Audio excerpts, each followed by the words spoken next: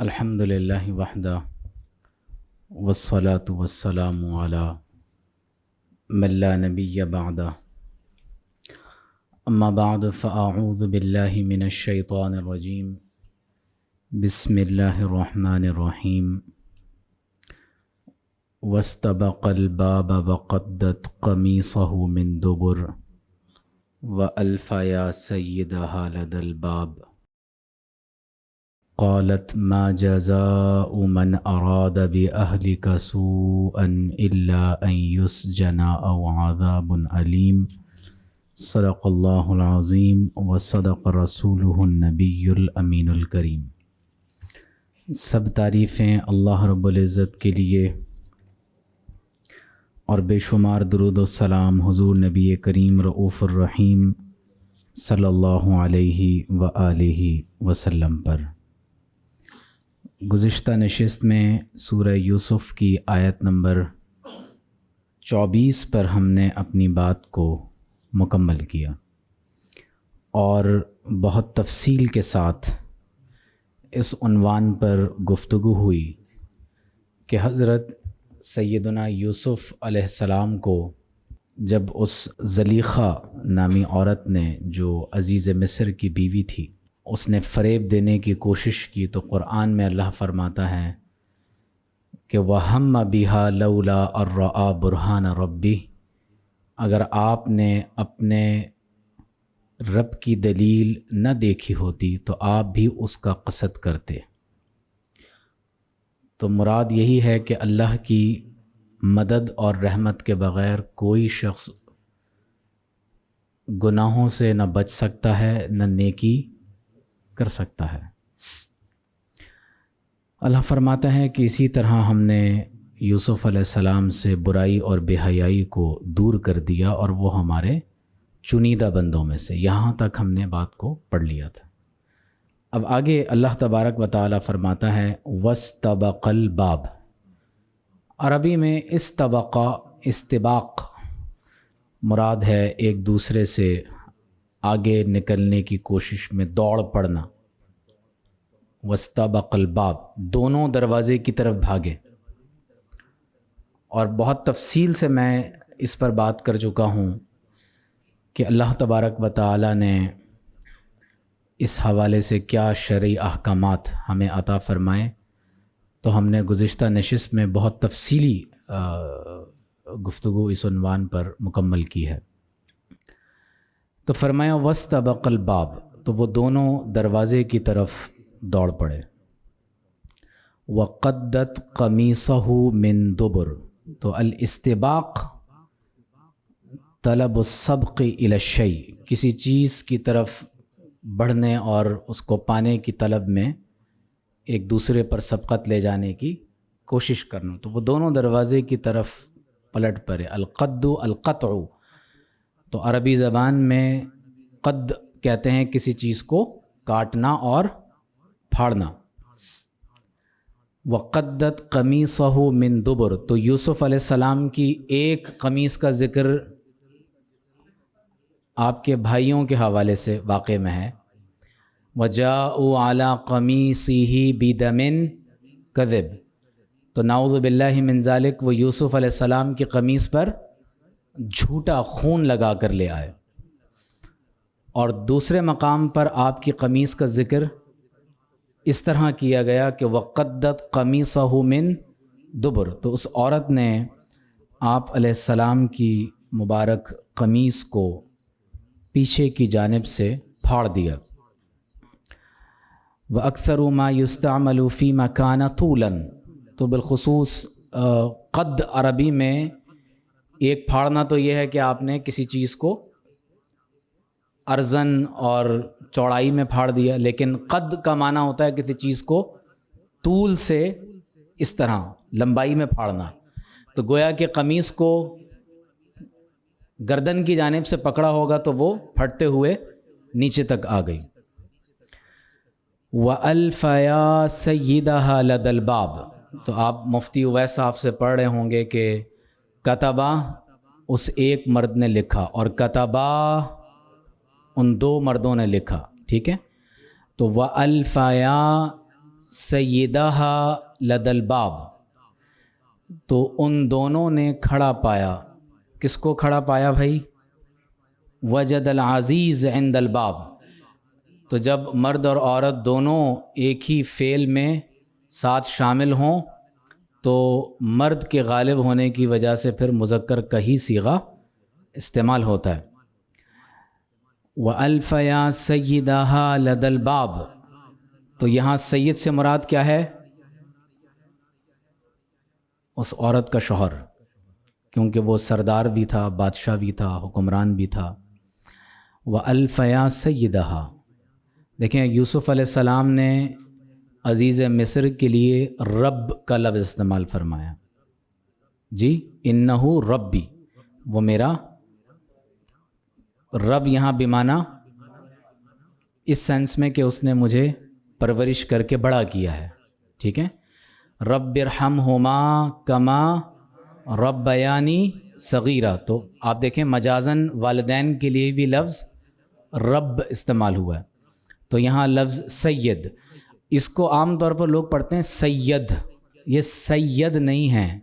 یا کے نیچے کیا ہے؟ سید یا سیدی، ٹھیک ہے، سیدی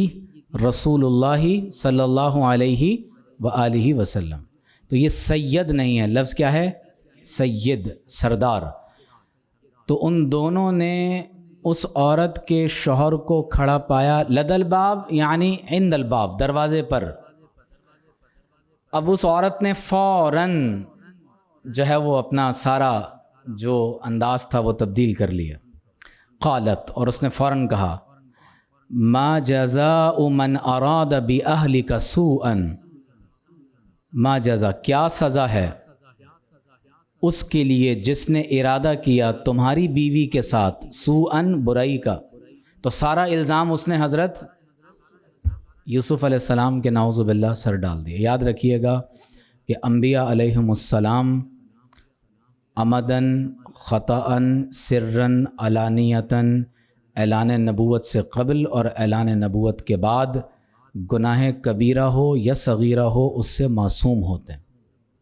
ٹھیک ہے۔ یہ اہل اسلام کا عقیدہ ہے کہ انبیاء علیہم السلام کو اللہ رب کریم گناہوں سے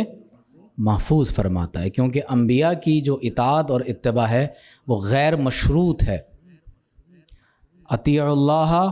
و اطیعوا الرسول، غیر مشروط اطاعت ہے۔ قل ان کنتم تحبون اللہ فاتبعونی یحببکم اللہ، تو غیر مشروط اطاعت اور اتباع۔ اور یہ بھی یاد رکھیں کہ غیر مشروط اطاعت اور غیر منقسم محبت صرف محمد الرسول اللہ صلی اللہ علیہ وآلہ وسلم کے ساتھ ہے، باقی جس کسی کی بھی محبت ہوگی وہ ان محبتوں کے تابع ہوگی۔ تو اس عورت نے فوراً کہا کہ کیا سزا دینی چاہیے ایسے شخص کو؟ الا ان یسجن، الا یہ کہ اسے قید کر دیا جائے۔ السجن قید کو کہتے ہیں، حدیث میں بھی ہے کہ الدنیا سجن المؤمن و جنت الکافر۔ امام حسن علیہ السلام کے بارے میں آتا ہے، وہ ایک جگہ سے گزر رہے تھے تو دیکھا کہ ایک فقیر نے ان سے کہا کہ آپ صلی اللہ علیہ وآلہ وسلم کی یہ حدیث ہے کہ الدنیا سجن المومن، کہ دنیا جنت، دنیا کا ایک مسلمان کے لیے تو قید خانہ ہے، کافر کے لیے جنت ہے، اور میں اس وقت فقیر ہوں اور آپ گھوڑے پر سوار ہیں، گویا کہ اس وقت آپ کے لیے جنت ہے، میرے لیے تو یہ ایک عذاب کی کیفیت ہے۔ تو آپ نے فرمایا کہ تمہیں آخرت میں جو عذاب انکار خدا کی وجہ سے ملنے والا ہے اس کی بنسبت دنیا میں جس سکون اور اطمینان کے ساتھ تم موجود ہو، تو گویا کہ یہ دنیا تمہارے لیے جنت ہی ہے آخرت کے مقابلے میں۔ اور ایمان والوں کے لیے جو اللہ نے آخرت میں نعمتیں اور اپنی رحمتیں رکھی ہیں، تو دنیا میں جو کچھ بھی مل جائے تو اس کے مقابلے میں یہ دنیا ایک قید خانہ ہی ہے، ٹھیک ہے۔ تو سجن الا ان یسجن او عذاب علیم، یا دردناک عذاب۔ تو الا ان یسجنا او عذاب علیم، تو اس عورت نے کہا کہ جس شخص نے تمہاری بیوی کے ساتھ برائی کا ارادہ کیا ہے تو کیا سزا ملنی چاہیے سوائے اس کے کہ یا تو عمر قید ہو جائے یا دردناک عذاب دیا جائے۔ تو یہاں پر اہل علم نے لکھا ہے کہ لما برأت نفسها ولم تکن صادقة فی حبہ، اگر وہ یوسف علیہ السلام کی محبت میں واقعتاً سچی ہوتی تو وہ کبھی بھی یوسف علیہ السلام پر اس طرح سے الزام تراشی نہیں کرتی۔ قال، تو اب یوسف علیہ السلام نے اپنی وضاحت میں ارشاد فرمایا، اور یاد رکھ لیں کہ اگر زندگی میں کبھی بھی انسان کو کسی ایسی بات کا سامنا کرنا پڑے کہ کوئی بھی شخص آپ پر رشوت کا، قتل کا، دھوکہ دہی کا، ابلا فریبی کا جھوٹا الزام لگا دے، تو ہر صاحب ایمان کو چاہیے کہ اپنی وضاحت میں اس الزام کی حقیقت کو واضح کرے، یہ ضروری ہے۔ لیکن اب ہمارے ہاں کا تو ماحول یہ ہے کہ اتنے الزام لگائیں کہ اب آپ روزانہ کی بنیاد پر کتنے الزامات کی وضاحت کریں گے،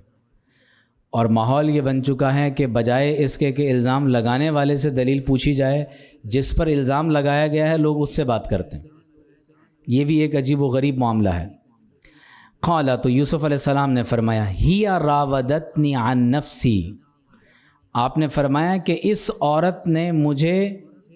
مطلب براری کے لیے پھسلانا چاہا، بہلانا چاہا، اور راودہ یراودو مراودہ، اس بارے میں پہلے بھی بات کر چکا ہوں، اور اس صورت میں یہ لفظ اس سے یعنی کئی مرتبہ آیا ہے۔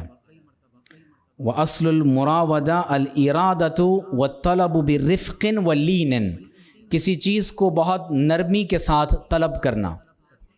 مطالبہ کرنا، کوشش کرنا کہ وہ انسان کو میسر آ جائے۔ تو آپ نے فرمایا، ہی راودتنی عن نفسی، میں نے اس عورت کے اوپر دست درازی نہیں کی، اس نے مجھے بہکانا چاہا۔ اور ہم اس پر تفصیلی بات کر چکے ہیں کہ شرعی احکامات اس سے متعلق کیا ہیں۔ وَشَهِدَ شَاهِدٌ مِّنْ أَهْلِهَا، تو قرآن کہتا ہے اور گواہی دی ایک گواہ نے اس عورت کے خاندان میں سے، یعنی وہ گواہ بھی اس عورت کے خاندان میں سے تھا۔ اہل تفسیر نے یہاں بہت سے اقوال ذکر کیے ہیں کہ ایک بچہ کسی کی گود میں تھا، تکلم، تو اس بچے نے گفتگو کی، لیکن اس کے بارے میں حضرت ابن عباس رضی اللہ تعالی عنہ اور بعض دیگر اکابر اہل تفسیر کا فرمان یہ ہے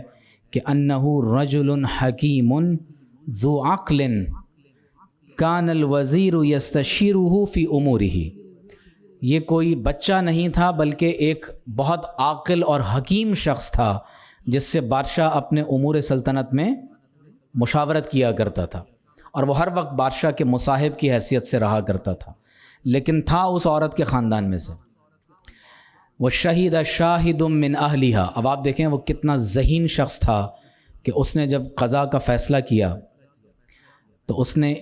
ایک گواہی دی، اگرچہ وہ وہاں موجود نہیں تھا، لیکن دلالت حال جس چیز کی طرف رہنمائی کر رہی تھی، تو اس نے ایک عقل اور حکمت کی بات لوگوں کے سامنے رکھی اور کہا کہ ان کان قمیصہ، دیکھیں یوسف علیہ السلام کی قمیص اتنی مبارک قمیص ہے کہ قرآن میں متعدد بار اس مبارک قمیص کا ذکر ہوا ہے، اور ربیع الاول شریف میں جب حضور علیہ الصلوۃ والسلام کے شمائل اور سیرت طیبہ پر ہم نے اللہ کی توفیق سے گفتگو کا شرف حاصل کیا تو ہم نے یہ دیکھا کہ قرآن میں آپ علیہ الصلوۃ والسلام کے شمائل،